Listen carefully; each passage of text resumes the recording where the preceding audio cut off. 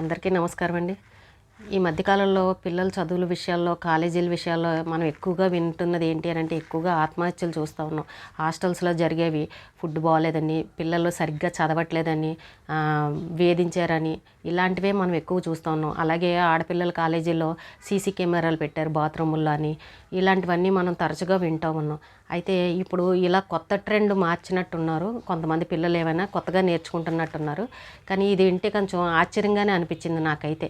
ఎవరైనా మన మామూలుగా సాధారణంగా మన బంధువుల్లో, మన పక్కింటి వాళ్ళు, మన చుట్టాల్లోనే ఎవరైనా కొంచెం బాగున్నాము అని అంటే చూడలేక ఏడుస్తున్నారు, బాగుంటేసరికి వార్చలేకపోతున్నారు అని చెప్పేసి ఇలాంటివి మనం చెప్పుకుంటూ ఉంటాం.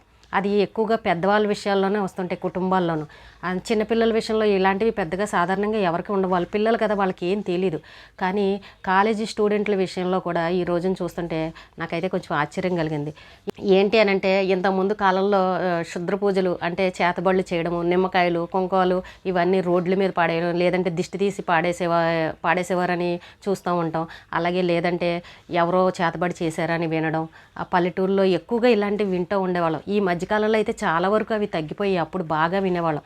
కానీ ఇప్పుడు కర్నూలులో ఎస్ఆర్ కాలేజీలో ఒక అమ్మాయి బైపీసీ చదువుతున్న అమ్మాయి, ఆ అమ్మాయి చాలా బాగా చదువుతుందంట, మార్కులు అన్నిట్లో ఫస్ట్ అంట ఆ అమ్మాయి. అయితే ఆ అమ్మాయితో తోటి వాళ్ళు ఉంటారు కదా హాస్టల్స్లోనూ, ఇంకా ఆ పిల్లల మధ్యన ఇంకా ఒక ద్వేషం, అమ్మాయి మీద ఒక జెలసీ అనేది వచ్చేసింది, ఒక ఈర్ష్య అనేది వచ్చింది. దీనికి ఎందుకు మార్కులు రావాలి, ఇది బాగా చదువుతుంది అని ఒక రకమైన కుళ్ళు పెట్టుకుని ఈ అమ్మాయిని ఏడిపించాలి ఏదో రకంగా అనుకున్నారేమో పిల్లలు. ఆ అమ్మాయి పడుకుంటే ఆ అమ్మాయి జుట్టు కత్తిరించి అక్కడ ఒక 2 నిమ్మకాయలు కోసి ఒక లెటర్ రాసి పెట్టి ఈ విధంగా పెట్టారంట. అసలు ఇలాంటివి ఈ మధ్యకాలంలో ఎక్కడన్నా వింటున్నామండి? ఇలాంటి మూఢనమ్మకాలు ఎక్కడన్నా ఉన్నాయా? అది కూడా పిల్లల మధ్యన. ఎక్కడో ఊర్లో ఎవరో చేశారు, ఏదో పడేశారని అలాంటివి వింటాం, రోడ్ల పైన అక్కడ చూస్తూ ఉంటాం. కానీ కాలేజీలో ఒక రూమ్లో ఈ అమ్మాయి పైన రాత్రి 12 గంటల సమయంలో పడుకుంటే జుట్టు కట్ చేసి నిమ్మకాయలు కోసి పైగా చేతి మీద చాకుతోటి ఏమో గీతలు పెట్టి వెళ్ళారంట. ఎవరు చేస్తారండి? ఇంకా కొత్తగా బయట వాళ్ళు అయితే ఎవరు రారు కదా, అక్కడక్కడ ఉన్న వాళ్ళే చేస్తుంటారు. పైగా ఆ లెటర్లో ఏమని రాశారు, నీకు మార్కులు బాగా వస్తున్నాయి, నువ్వు బాగా చదువుతున్నావు, నీకు ఇలాంటివన్నీ నిన్ను చూడు, ఐ కిల్ యూ అని ఏదో రాసి పెట్టారని చెప్తున్నారు. చూసారండి పిల్లల్లో ఎంత ద్వేషాలు వచ్చేసాయో. ఎవరన్నా బాగా చదువుకున్నా కూడా ఓర్చలేని తనం వచ్చేసింది ఈవేళ. అసలు ఈ పిల్లలకి ఇలాంటి మనస్తత్వాలు ఉండడం ఏంటనేది అర్థం కావట్లా. మనం పెద్దవాళ్ళ విషయాల్లోనే చూస్తూ ఉంటాం, సాధారణంగా కుటుంబాల్లోనే చూస్తూ ఉంటాం ఇలాంటివి. ద్వేషాలు ఉన్నాయి, కుళ్ళుకుంటున్నారు, మేము బాగుంటే చూడలేకపోతున్నారని. కానీ పిల్లల మనస్తత్వాలు కూడా చదువుల విషయంలో ఏ రకంగా ఉన్నాయో ఒకసారి గమనించుకోండి. సాధారణంగా తల్లిదండ్రులు కూడా ఇంట్లో పిల్లలతో అంటూ ఉంటారు, అగో పక్కింటి వాళ్ళ పిల్లడు చూడు ఎంత బాగా చదువుతున్నాడు, లేకపోతే ఆ అమ్మాయి చూడు ఎంత మంచి జాబ్ కొట్టిందో, ఎంత బాగా చదివిందో, నువ్వు ఉన్నావు ఎందుకు చదవలేదని ఇలా పేరెంట్స్ కూడా పిల్లల విషయంలో అంటూ ఉంటారు. ఎప్పుడు కూడా పక్క వాళ్ళతో పోల్చకండి, వీళ్ళది వీళ్ళకే, నువ్వు బాగా చదువుకో అని చెప్పాలి. కానీ వాళ్ళని వీళ్ళని పోల్చారు అని అంటే వీళ్ళ మనసులో ద్వేషం అనేది వచ్చేస్తుంది. ఇప్పుడున్న చోట ఇప్పుడు ఈ కాలేజీలో కూడా ఈ అమ్మాయి మధ్యన అలాగే వచ్చిందని అనిపిస్తుంది. ఈ చుట్టూ ఉన్న ఫ్రెండ్స్ ఎవరైతే ఉన్నారో కాలేజీలో ఈ అమ్మాయి బాగా చదువుతుంది, ఫస్ట్ ర్యాంక్లో అన్నీ పాస్ అయ్యేసరికి ఇంటర్ ఫస్ట్ ఇయర్ అని అనగానే ఫ్యాకల్టీ కూడా వీళ్ళని కొంచెం మందలించి ఉంటారు, ఈ అమ్మాయి బాగా చదువుతుంది చూడు, మీరు ఉన్నారు సరిగ్గా చదవట్లేదని అంటారు. మామూలుగా టీచర్స్ అన్నాక అంటారు, అలాగే అని ఉంటారు. అన్నప్పుడు వీళ్ళకి ఒక రకమైన అమ్మాయి మీద ఒక జల్సీ వచ్చేసింది, ఇది ఎందుకు బాగా చదవాలి, దీన్ని ఏదో రకంగా ఏడిపించాలి, లేదంటే ఇది ఇక్కడ ఉండకుండా చెయ్యాలి, ఆ కాలేజీలో మెయిన్ అమ్మాయిని అక్కడ ఉండకుండా చేయాలన్న ఆలోచనతోటి ఈ అమ్మాయి జుట్టు కత్తిరించి నిమ్మకాయలు కోసి అక్కడ పెట్టేసరికి ఇంకా భయపడి, అమ్మో నేను ఇక్కడ ఉండకూడదు, నాకు ఇలాంటివి జరుగుతున్నాయని ఆ అమ్మాయి ఆ కాలేజీ మానేసి వేరే చోటకు వెళ్ళిపోయే విధంగా చెయ్యాలన్న ఆలోచనతోటి ఇది చేశారని నాకు అనిపించింది. అది రాత్రి 12 గంటలకు జరిగితే తెల్లారి వరకు కూడా పేరెంట్స్కి చెప్పలేదు. వేరే అమ్మాయి ఇంకో ఫ్రెండ్ ఎవరో ఉంటే తల్లిదండ్రులకి ఫోన్ చేసి చెప్పిందంటే, ఇలా జరిగింది, రాత్రి జుట్టు కత్తిరించారు మీ అమ్మాయికి అని చెప్తే అప్పుడు పేరెంట్స్ వచ్చి ప్రిన్సిపాల్ని ఫోన్ చేసి అడిగారంట. అడిగితే మేము దాని గురించే చూస్తున్నామండి, ఎలా జరిగిందో మాకు తెలీదు, విచారణ చేస్తున్నాం, ఇది పెద్ద భయపడే విషయం కాదు ఇది అదని ఆ ప్రిన్సిపాల్ చెప్తా ఉన్నారంట. ఇంటర్ ఫస్ట్ ఇయర్ పిల్లలు మనస్తత్వం ఈ రకంగా ఉంది, పైగా ఆడపిల్లలు. అంటే బాగా చదివే పిల్లలు ఉన్నా కూడా వీళ్ళకి ఒకరికి పడట్లేదు. అంటే ఇలా భయపెడితే అమ్మాయి అక్కడి నుంచి వెళ్ళిపోయింది అనుకో, ఇంకా వీళ్ళకి కొంచెం ప్రశాంతం అవుతుంది.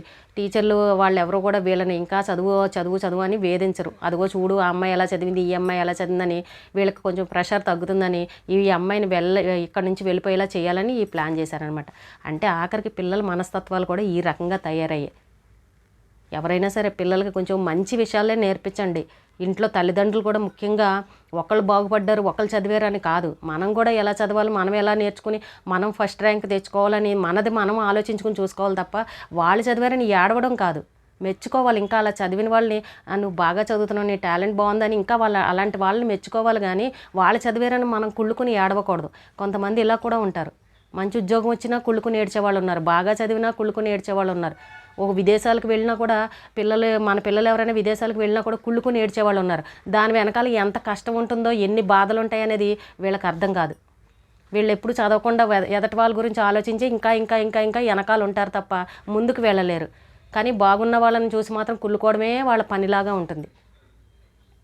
పిల్లలకి ఎప్పుడైనా సరే మంచి విషయాలు నేర్పించండి, ఒకళ్ళు బాగున్నారని ఏడవడం కాదు. మనం కూడా ఆ స్థాయికి ఎలా వెళ్ళాలనేది విషయాన్ని పిల్లలకు నేర్పించాలి. ఈ ఆడపిల్లల మధ్యన చూసారా, 4 కప్పులు ఉంటే గొడవలు వస్తాయని మనం ఆ ఆడవాళ్ళ విషయంలో చెప్పుకుంటూ ఉంటాం. ఇప్పుడు ఇక్కడ అలాగే అయింది. ఇప్పుడు 4 పిల్లలు ఒకే రూమ్లో ఉండడం వల్ల ఒకళ్ళంటే ఒకళ్ళకి పడక, ఇది ఎందుకు బాగా చదవాలన్న ఈర్ష్యతోటి ఈ జుట్టు కత్తిరించి ఆ అమ్మాయికి నిమ్మకాయలు కోసి భయపెట్టే విధంగా చేసేసారు. ఈ రోజుల్లో క్షుద్ర పూజలు ఏంటండి, ఎవరు నమ్ముతున్నారు ఈ మూఢనమ్మకాలు? అవి ఎప్పుడో పాతకాలంలో ఉండేవి, ఇప్పుడు ఎవరు నమ్మట్లేదు కూడా. వాళ్ళు చదువుకున్న పిల్లలు అయ్యండి కూడా వాళ్ళ ఆలోచన చూడండి ఎలా వచ్చిందో. ఇది వస్తే ఆ అమ్మాయి ఇలా భయపడి వెళ్ళిపోతుందన్న ఆలోచనతో ఎలా చేశారు. అయ్యో రేపు ఈ అమ్మాయి కంప్లైంట్ ఇచ్చిందనుకో అసలు ఏంటి పరిస్థితి, మనల్ని అడుగుతారు, మనం ఒకే రూమ్లో ఉన్నాం, మన పరిస్థితి ఏంటన్న ఆలోచన వాళ్ళకి ఎందుకు రాలేదో నాకు అర్థం కాల. కంప్లైంట్ ఇస్తుంది కదా ఇప్పుడు ఆ అమ్మాయి, ఏంటి ఎవరు చేశారని. దొరికిన తర్వాత ఏంటి పరుగు పోవడం తప్ప ఏమైనా ఉందా? ఎందుకు చేస్తారు పిల్లలు ఇలాగా? ఏదైనా విషయం జరిగితే కంప్లైంట్ ఇవ్వకుండా ఉంటారా? ఎవరి పిల్లలకైనా ఇస్తారు, ఎవరికి జరిగినా కూడా. అప్పుడు ఎవరు బయటపడేది? అది చూసుకోండి, మీ పరువు తీసుకోకండి. మనం కూడా వాళ్ళలాగా బాగా చదువుకోవాలని ఆలోచించాలి. కానీ పక్క వాళ్ళు చదువుతున్నారని కుళ్ళుకుని ఏడ్చి బాధపడడం ఏంటో నాకు అర్థం కావట్లా. నిజంగా చెప్పాలంటే అసలు ఆడపిల్లలు బాగా చదువుతారు. ఎక్కడైనా సరే గమనించండి, ఏదైనా రిజల్ట్స్ వచ్చినప్పుడు కూడా చూడండి, ఆడపిల్లల శాతమే ఎక్కువ ఉంటుంది వాళ్ళు పాస్ అయ్యారు అనే విషయంలో. కానీ ఇక్కడ చూడండి, ఒకళ్ళకి మార్కులు ఎక్కువ వస్తే కూడా ఒకళ్ళు తట్టుకోలేకపోతున్నారు ఆడపిల్లలు. 4 కప్పులు కలిసాయి కదా, నచ్చదన్నమాట. అలా ఉంటారు మనస్తత్వాలు పిల్లలకి. నచ్చ చెప్పండి, ఎవరు అలా చేయకండి అమ్మా. ఎవరి టాలెంట్ వాళ్ళు చూపించుకోండి, ఎవరికి వాళ్ళు కష్టపడి చదువుకొని పాస్ అవ్వండి. అంతేగాని ఒకళ్ళు బాగా చదువుతున్నారని కుళ్ళుకొని బాధపడడం కాదు. ఇలాంటివి అస్సలు చేయకూడదు చదువుకునే పిల్లలు ముఖ్యంగా. ఇవే ద్వేషాలు రేపు పెద్ద అయిన తర్వాత మీ పెళ్ళిళ్ళు అయ్యి ఫ్యామిలీలు వచ్చిన తర్వాత కూడా ఇవే మెంటాలిటీతో కనుక ఉంటే మీ కుటుంబాల్లో గొడవలు వస్తాయి, విడిపోయే పరిస్థితి వస్తాయి. అస్సలు ఇలాంటి మెంటాలిటీ అస్సలు మంచిది కాదు పిల్లల విషయంలో. జాగ్రత్తగా మసులుకొని జాగ్రత్తగా ఉండండి. పక్క వాళ్ళని కూడా జాగ్రత్తగా చూసుకోండి. ఒకరికొకరు అక్క చెల్లెల్లాగా జాగ్రత్తగా ఉండాలి ఎప్పుడైనా సరే హాస్టల్లో ఉన్న పిల్లలు. ఎందుకంటే మీరు తల్లిదండ్రులను వదిలి దూరంగా ఎక్కడో ఉంటారు, వాళ్ళ దృష్టి అంతా మీపైనే ఉంటుంది. మీరు ఇక్కడ ఉన్నారు కాబట్టి మీరు అందరూ కలిసిమెలిసి ఉండాలి, అక్క చెల్లెల్లాగా కలిసి ఉండాలి.